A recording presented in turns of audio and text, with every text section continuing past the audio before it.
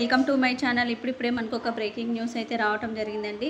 ప్రభుత్వ ఉద్యోగులకు super good news అయితే రావడం జరిగింది. ఏకంగా 35% అయితే పెరగనుందండి బేసిక్ పే.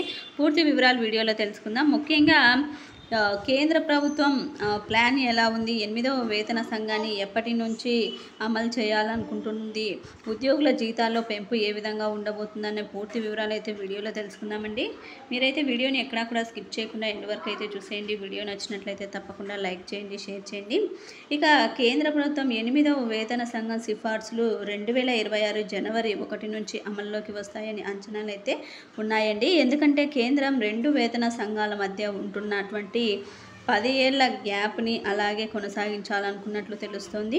ముఖ్యంగా 7వ వేతన సంఘం 2014 ఫిబ్రవరిలో ఏర్పాటు చేసినప్పటికీ కూడా దాని సిఫార్సులు 2016 జనవరి 1 నుంచి అయితే అమలు చేశారండి.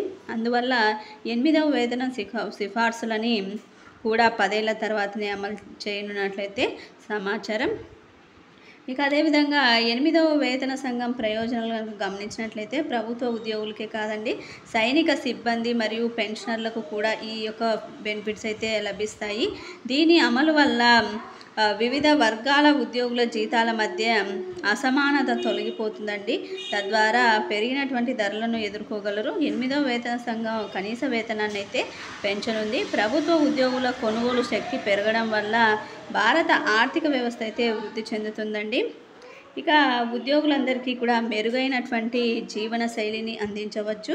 ద్రవ్యోల్బణాన్ని రిటైర్డ్ ఉద్యోగులు సులభంగా ఎదుర్కోగలరు. 8వ వేతన సంఘం కింద దాదాపుగా 20% పెరుగుతుందని అయితే అంచనా అండి. ఇంకా పదవీ విరమణలో 30% వరకు కూడా పెంపునైతే సూచిస్తోంది. విలువైనటువంటి అధికారుల ఉద్యోగుల చెల్లింపు కూడా 20% నుంచి ఏకంగా 30% పెరిగే ఛాన్స్ అయితే ఉందండి. మొత్తానికైతే ఈ విధంగా పెంపు అయితే ఖాయం ఉద్యోగులకు సంబంధించి. మీకు వీడియో నచ్చినట్లయితే తప్పకుండా లైక్ చేయండి, షేర్ చేయండి. Thank you for watching.